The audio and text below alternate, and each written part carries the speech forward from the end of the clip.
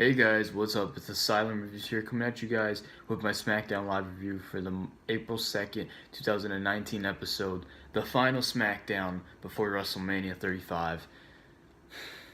I don't know, man. I wasn't really feeling this show like I normally do on SmackDown.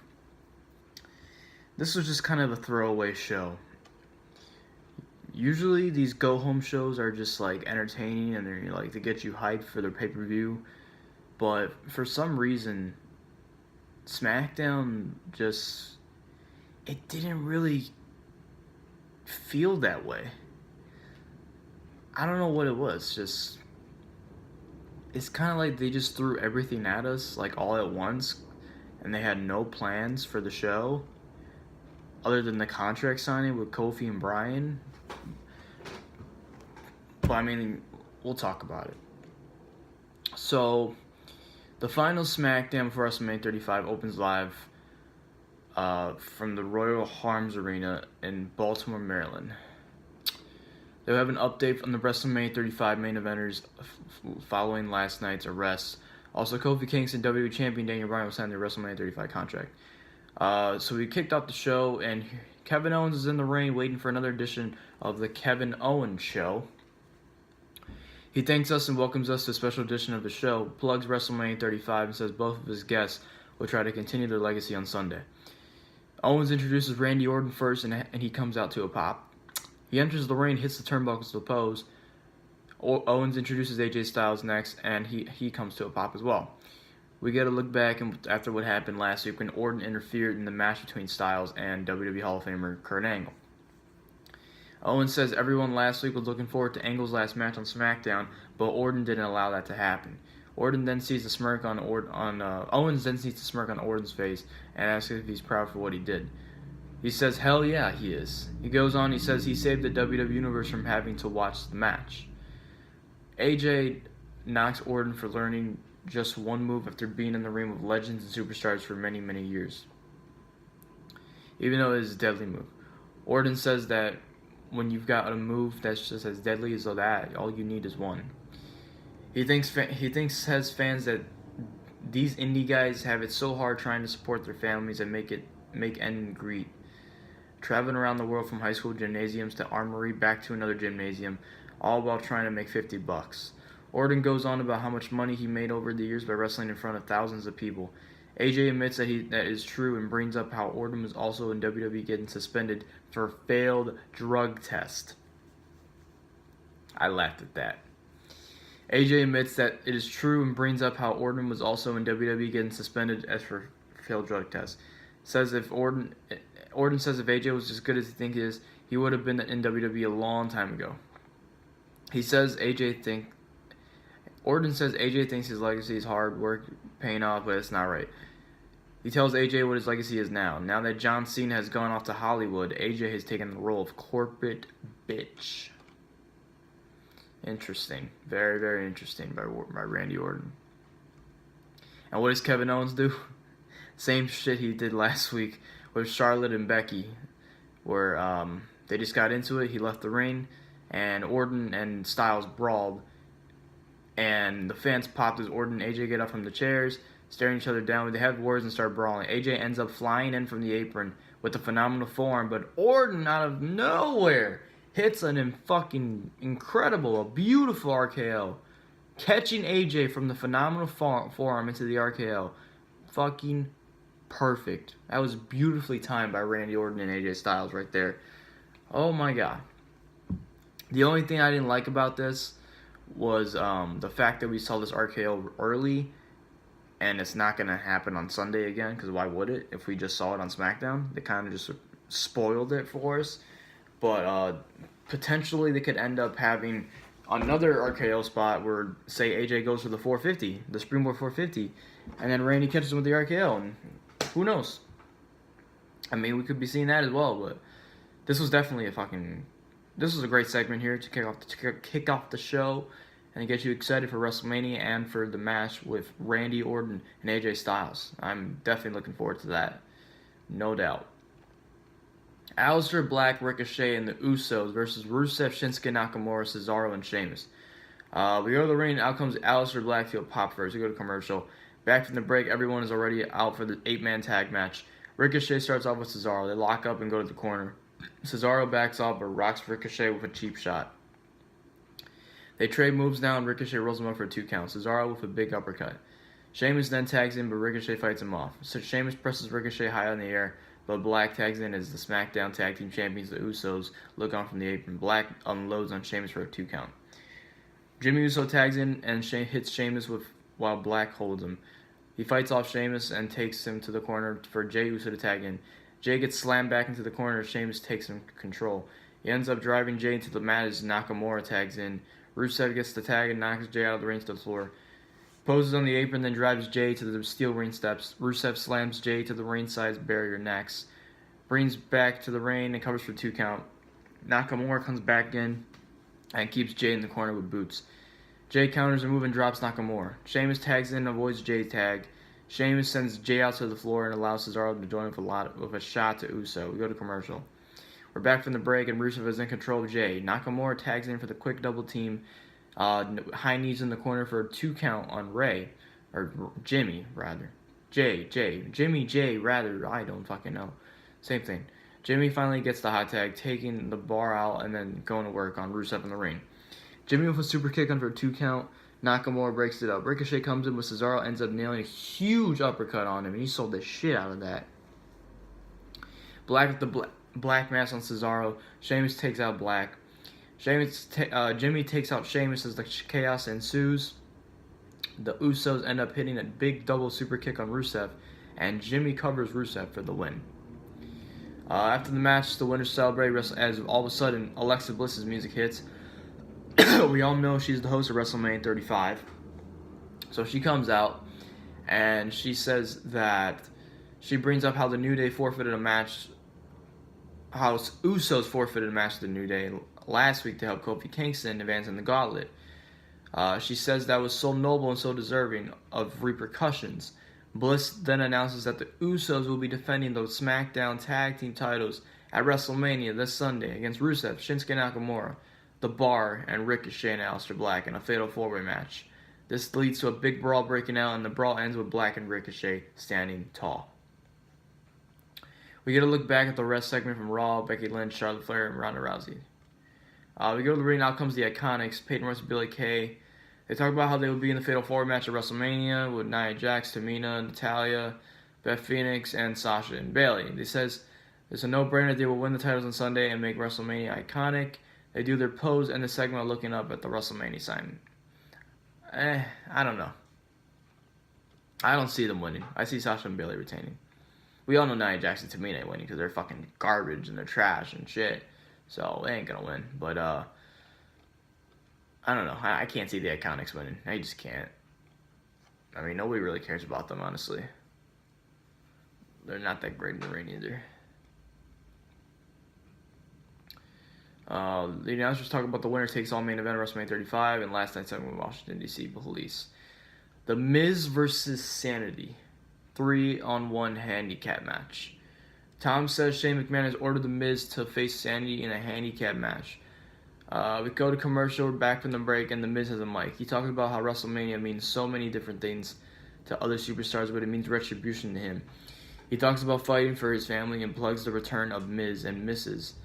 He goes on about how bad he will beat Shane McMahon in the WrestleMania 35 Falls Count Anywhere match. Miz talks more and ends the pro. Excuse me. I'm tired. By calling Shane a son of a bitch. The music interrupts and out comes Sanity. Eric Young, Killian Day, and Alexander Wolf. The match is about to begin when Shane's music hits and out he comes to the stage with Mike. He says he just wanted to come out and see this match up close and personal, but first he has Hamilton announce him as the best in the world, Shane McMahon. Miz looks on and he's not happy. Shane calls for the bell. Young starts off with Miz, but Miz turns it around the corner. Miz unloads and knocks the other opponents off the apron. Young drops Miz with a neck breaker and stomps away as we go to commercial. We're back from the break, and Miz turns around on Dane, then unloads on Young when he tags in. Miz with kicks on Eric Young in the corner as fans do the yes chant. The Miz takes turns with big corner shots on Young and Dane as fans go along with him. Shane interrupts on the mic and says he's almost forgot something. Shane says he's out here to also tell Miz that the match with Sanity is now a falls count anywhere. Shane shows us a photo of when he grabbed Miz's dad George by the face at Fastlane. Miz is then furious. Shane leaves and Sanity attacks her from behind. Sanity knocks Miz off the apron and they go to work at ringside. Dane ends up missing an attack and crashing in the barrier. Miz tosses Wolf over the barrier and then brawls with Yun and the crowd. He slams Wolf into the production equipment and then puts him through the table. Miz with a 2 count in the crowd as Yun breaks up the pin. Yun and Miz brawl near the stage into a tech area. They continue brawling through the backstage area as a referee follows them. The Miz launches Eric Young to the steel door and covers for 2 counts. Dane breaks up the pin.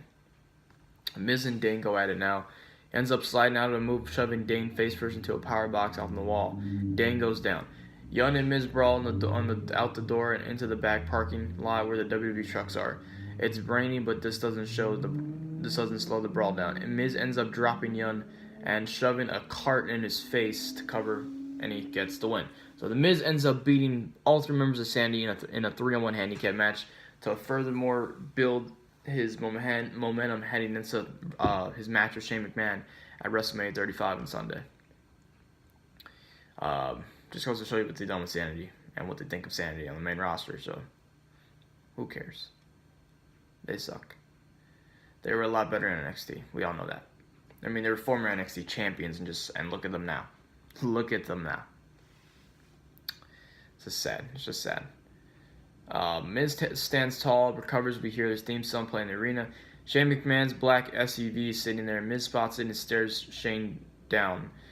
Police car suddenly appears with the sirens and lights, and Becky Lynch steps out, and she's all smiles. Becky walks into the Bones. We go to commercial.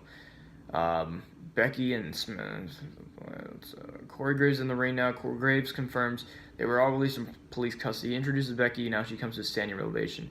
Becky takes the mic and the fans chant her name. She talks about how thinking while in the back of the police car about what a difference 1 year can make. Speaking from the top of the announce table because she answers to the people, not Graves. She says 1 year ago it was like the stars were aligning to get Flair and Rousey into the WrestleMania 35 main event until she slapped the taste out of Flair's mouth at SummerSlam. Becky goes on and says, "Look at us now," after she was determined to do what it took to get into the WrestleMania main event. The fans chant for it again. She goes on and declares she will be a double champion at the WrestleMania 35. She drops the mic and her music hits as the fans pop.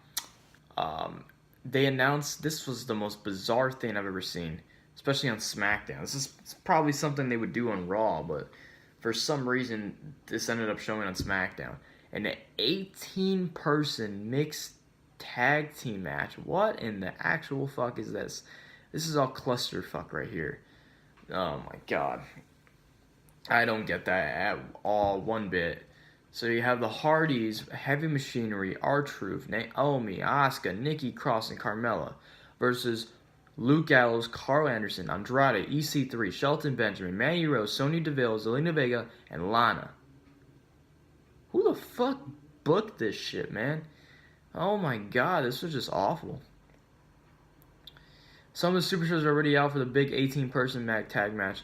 EC3 is out next. Andrade and Zelina are out together. Carmella and R-Truth are out last. Cross starts off with Vega and they go at it. The music interrupts and out comes Lacey Evans. Again. She walks down towards the ring, goes back up to the back. Vega takes advantage and attacks Cross from behind. Cross comes back and hits a back suplex for a 2 count. EC3 tags in, as does Jeff Hardy. Hardy takes control and tags in Matt Hardy for a double team move from the top.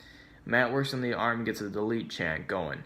EC3 turns it around, but Hardy catches him in the side effect for a 2 count. Matt takes EC3 back into the corner and unloads. Heavy Machinery come in for the double team on EC3. Otis hits the Caterpillar, drops the elbow, and we go back commercial. Back from the break, and Naomi goes at it with her rival Mandy Rose. Andrade and R-Truth tag in. Truth goes to work on Andrade, tags him down. Carmella comes up for a dance break with Truth. Carl Anderson decks Truth. Vega tangles with Carmella. The bell rings as the referee apparently calls for the bell. While the ring fills up with superstars, everyone brawls and tries tossing each other over the top rope. Cross jumps on Shelton's back at one point, and he tumbles over the top rope while she's still in the back. Jeff and Asuka take turns delivering shots to EC3. Jeff dumps EC3 over the top rope to the floor. Asuka then dumps Jeff over the top to the floor. Asuka stands tall as the last superstar standing. She celebrates while her music hits. We see the New Day backstage getting ready for the contract signing. We go back to the ring. Out comes WWE United States Champion Samoa Joe for non-title match against Ali. The announcers hyped the 2019 WWE Hall of Fame induction ceremony because Brutus the Barber Beefcake was announced as the final inductee into this year's Hall of Fame. So we have D-Generation X, the Hart Foundation, Harlem Heat, Sue Etchison, Brutus the Barber Beefcake, and I said Beefcake, and that's pretty much it. Joe, let's see. Bell rings to go at Joe unloads in the corner with strikes and delivers several headbutts while Ali's down. Joe with more offense until Ali kicks him in the face. Joe ends up on the floor as Ali runs the ropes for a suicide dive, sending Joe into the barrier. They bring him back to the ring and Ali kicks Joe in the mouth. Ali with a big tornado DDT out of the corner for a close 2 count. Joe comes right back in with the chops, but Ali rocks him. Mustafa Ali with a face buster in the middle of the ring. Ali goes to the top for a 450, but Joe blocks it on the way down. Joe then grabs up Mustafa for the coquina clutch, drops him down, tightens the hold, and Joe picks up the win. After the match, Joe takes his title and clutches it as the music hits. You go to replays. Music says out comes WWE Champion Daniel Bryan and Rowan. They march to the ring for their WrestleMania 35 contract signing for Kofi Kingston, and Bryan raised the title in the air. We're back from the break. Michael Cole, random as fuck, but Michael Cole, who is on Raw, he comes out and he's the one in charge of this thing. So he introduces the challengers for WrestleMania 35. Out comes New Day and Kofi, Big E, and Xavier Woods. Fans pop for New Day. They start chanting Kofi's name. Cole goes to begin things, but Bryan interrupts, said he's got it from here. Bryan signs the contract as the chants continue for Kofi. Bryan takes the mic and said he's not here to talk Kofi out of the match, but he's here to educate the masses as he's done all along. Fans continue with different versions of chants of Kofi. Bryan asks them to shut up so he can teach them important life lessons. Kofi and New Day look on as Bryan deals with the crowd. Bryan says, here's the life lesson. Do not become complacent the way Kofi has been for 11 years. Bryan goes on about how you should not become complacent. They really said that twice, I guess. The way fans are still chanting for Kofi, Bryan has another lesson. Do not be a bystander in your own life, the way Kofi has been. Don't sit on the sidelines and wait for other people to push you to the top, the way Kofi has, well, Xavier and Big E and the fans try to push them to the top. Bryan says he has one more life lesson before handing it over. Don't mistake a fad for reality. Bryan says he's been in Kofi's same shoes because fans once chanted yes for him the way they are chanting for Kofi now. He goes on about how the chants make you feel loved, stronger. Bryan says the reality is you don't feed off the fans, they feed off of you because they are parasites. Fans boo Bryan. Daniel Bryan goes on about how fans are being parasites and an asshole chant breaks out. Bryan says this is as good as it's going to be for Kofi Kingston. Kofi's heard enough. He quickly stands up with the mic and tells Bryan to shut the hell up. Kofi says we've heard from Bryan for months now, but it's time for Kofi to educate. He goes on and says, despite what Bryan says, he doesn't know anything about Kofi. Kofi gets fired up as the fans start chanting for him again. He says he hasn't had a real WWE title shot, but that's okay because it all led to this. He can see the fear in Bryan knows. He knows Bryan knows he is ready. The fans pop for Woods and Big E cheer Kofi on. Fans chant, you deserve it for Kofi now. Kofi says Bryan should be scared because he's been in here before and knows what comes next. What comes next is Kofi beating Bryan and becoming WWE Champion WrestleMania. Kofi drops the mic and he signs the contract as the fans pop for him. Bryan looks on, still sitting in his chair. The New Day's music hits as they celebrate Kofi's opportunity. Rowan stands next to Bryan watching Kofi Kingston staring down Bryan as the Woods and Big E play into the crowd. The final SmackDown before WrestleMania 35 goes off the air, but Bryan getting up from his chair to face off with Kofi. Guys, I am freaking exhausted. If you can already tell, when I started the video, I was still a little energized. I still had a little energy left in me. I am completely drained out. I'm literally gonna pass out any second. So if you enjoyed my SmackDown Live review, please don't forget to leave a like, comment, subscribe, favorite, arcade like but not a nowhere, tap the bell for notifications.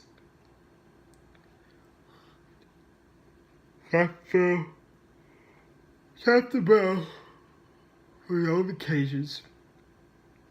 And I'll see you all for 205 Live and NXT. And that'll be that'll be the next video. So until then, I'll see you all in the next one. Too sweet. I'm going to bed, guys. Good night.